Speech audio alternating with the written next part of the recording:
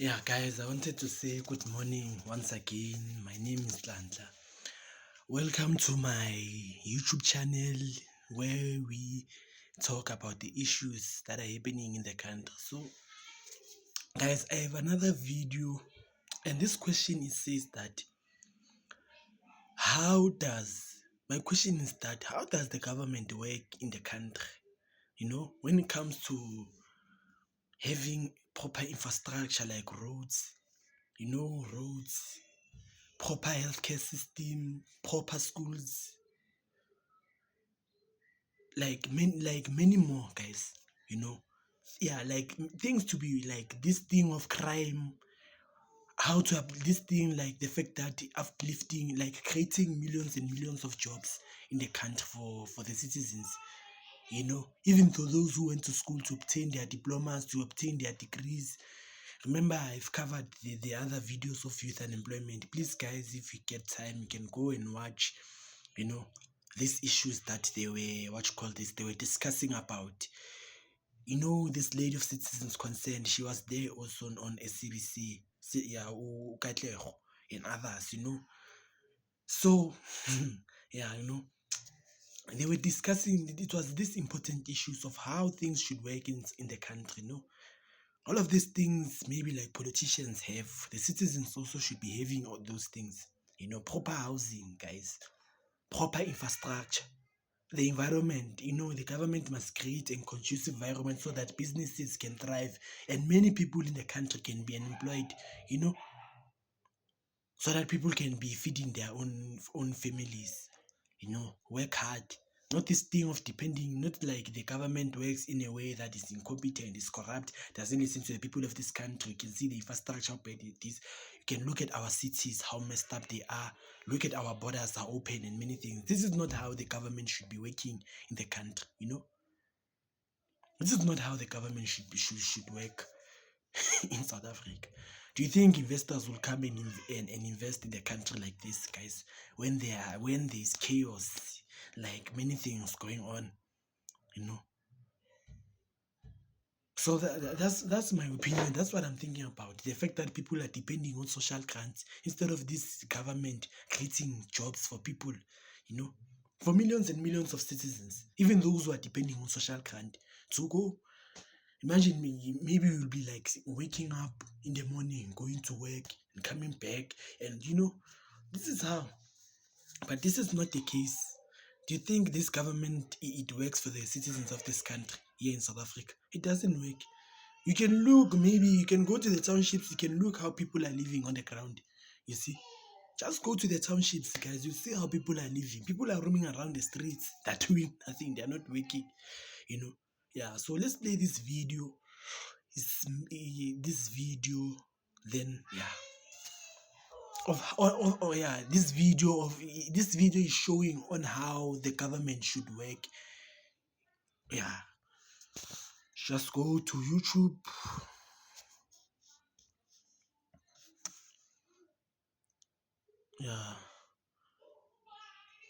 Yeah, here is the channel Mpotagata. If you guys know the channel, he's there Mpotagata. But let's see. Let me just see. You see all of these things about AI and what. It's just that members only here. Me, I'm not a member of this channel. If I was a member, I would be watching these things, you see. Yeah. These are the things that guys should be like implemented here in South Africa. Someone who talks about technology and how, other countries already, guys, they are far when it comes to this thing of technology. So, yeah, I think it's somewhere here. But the example that Mpotagata is showing is Dubai. Guys, we know Dubai, how things are working there. There's no crime, you see all of these problems that we find in South Africa, you'll never find them in Dubai. So yeah, let's see. Who is that video? I think it should be here, guys, this video. Come on. This video should be here. No. Yeah, guys, this is my channel. Yeah. Yeah, view the channel. The videos are here. That video is there. But don't worry, guys. We'll find it. We'll find the video. The video is here. Where's that video?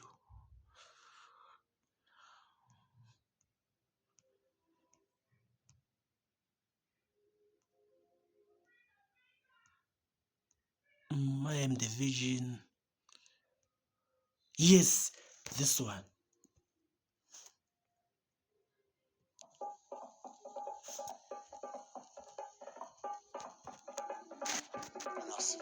Because we wanted to be best.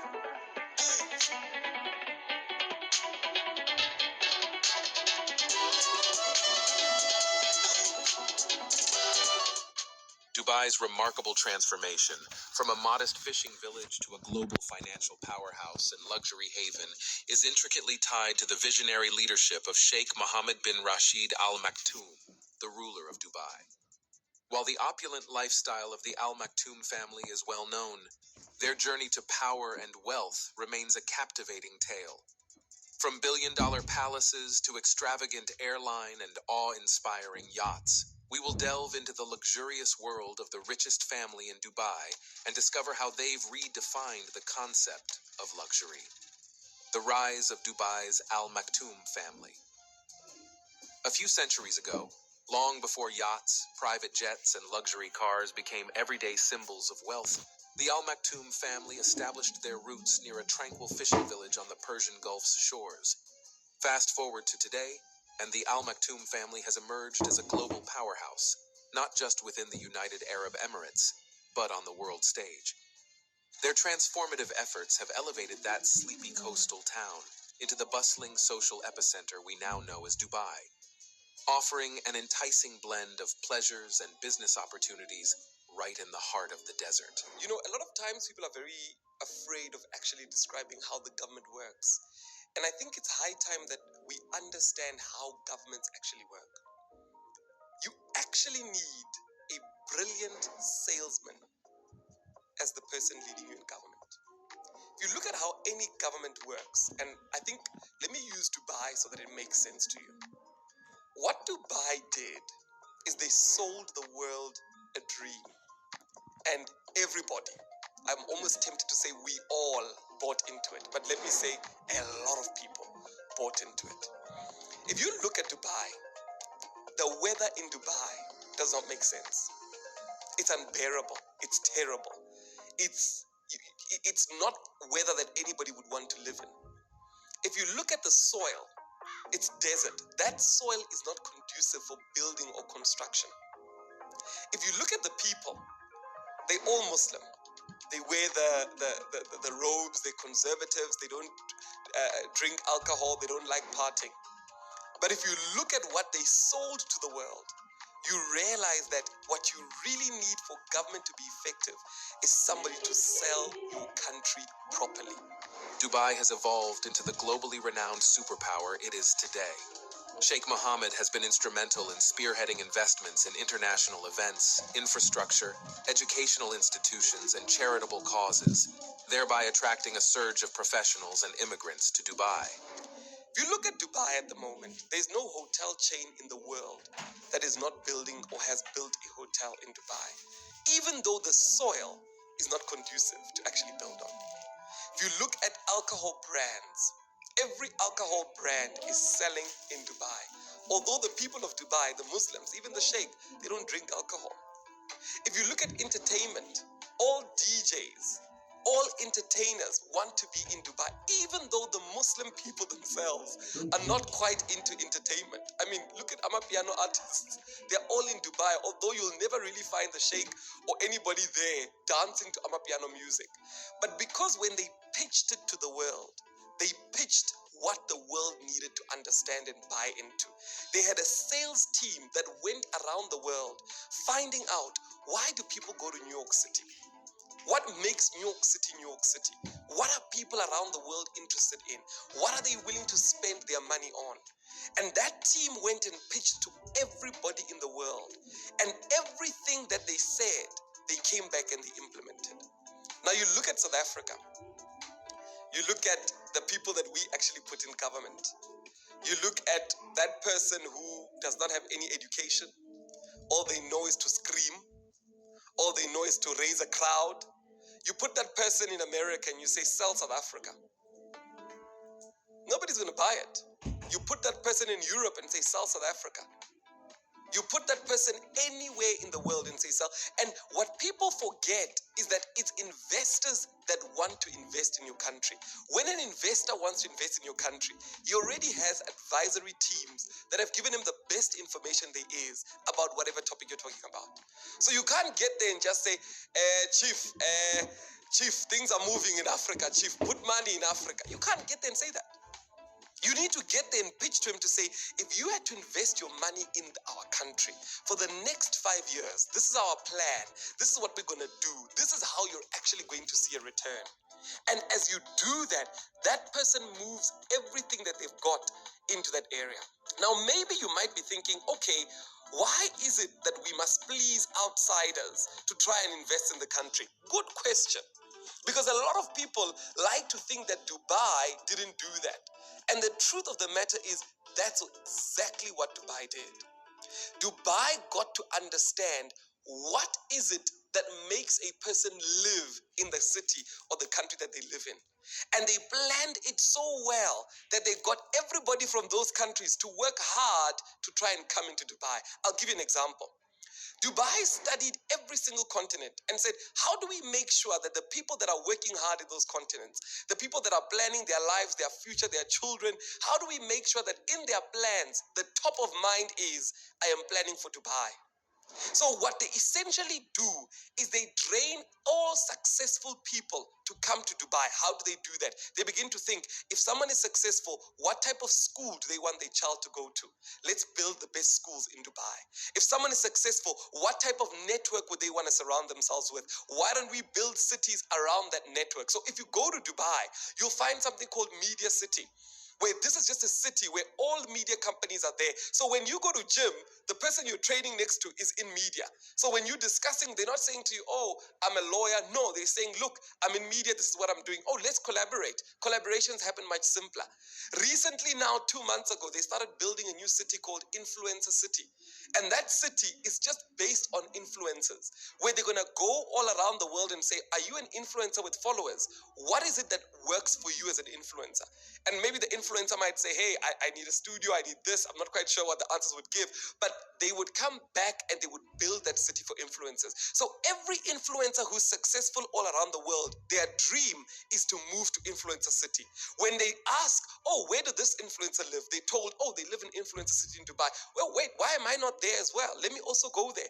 Because remember, as human beings, we all want to be surrounded with other people that are successful at what we do. We want to make sure that we are fitting in with the same people who are on the same level as us. You come to South Africa, what cities are we building? And I'm asking this respectfully to say, even the viewers can even let us know in the comment section, what cities are we building? To tell you the truth in Port Agata, there are no cities that we are building.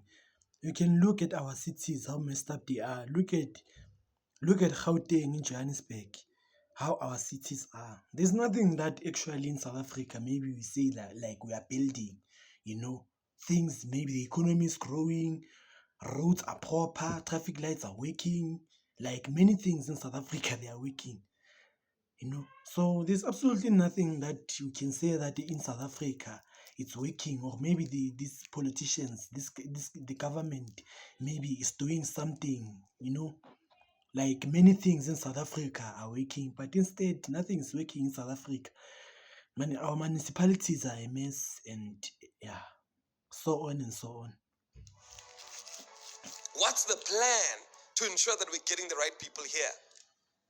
So it's something we all need to realize, that the politicians we put into power, Don't care. these are people that if we had to put them in front of investors, are Embarrassment. you sure that they'll It's an be able to get you embarrassment. the jobs that you need? They You want look at that. America. America's known as the land of the free and the brave. Essentially speaking, what America stands for is to say, if you come up with ideas, brave ideas, your ideas will be rewarded and protected. If you go to Congress in America and you look at the issues that Congress deals with, Congress will be calling in Facebook.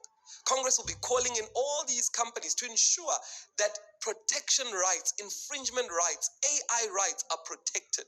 That the government is supporting that any American person that comes up with a product in America, they don't ever have to fear anybody stealing their product because they know in America we will be protected. They even have case law that they'll tell you to say, in America, this is how things will work. So when the American people are voting, they are voting for people that are going to fight for them on the global stage to ensure that American products will be protected. And that's why if any other company tries to fight Facebook or compete with Facebook, America will stifle them. Is it not a secret that TikTok is struggling in America? I mean, why do you think TikTok is struggling in America? Why do you think TikTok will never be as big as Facebook? It's because America, when they vote, they are voting for them to protect those jobs and those people. And we need to do the same thing here in Africa. We need to start voting for people that we give a mandate to that will be able to do things for us. Yes, the singing and the everything else and the charisma, okay. But what is this person's vision? What are they going to do for me and you when this person is in power? You look at a country like China.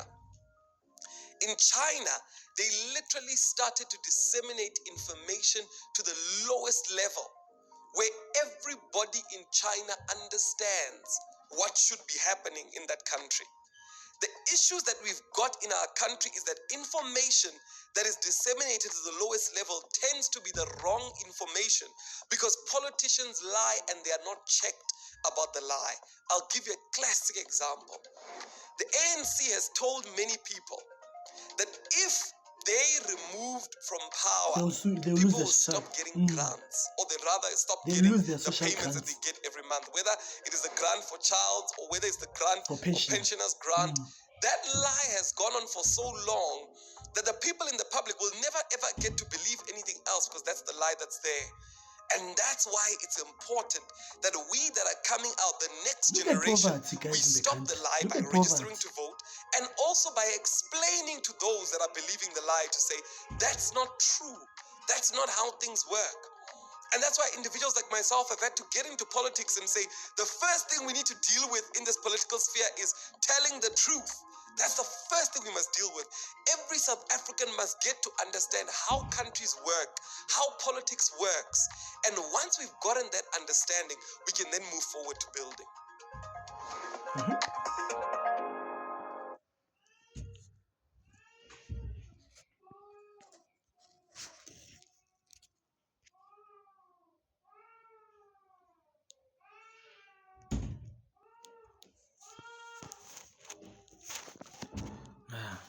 Guys, you've seen how the government works.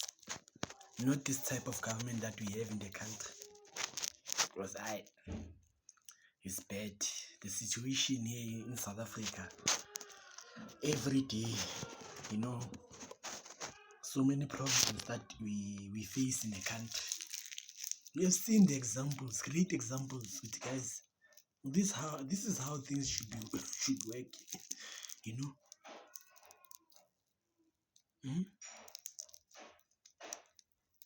This is how things should be working in the country. We've seen the cities in Dubai, how amazing they are. What did they use building there? Why is Dubai today succeeding? Why is it succeeding? Guys, this is the video. Then tell me what you think in the comments and please subscribe and bye-bye. I'm off.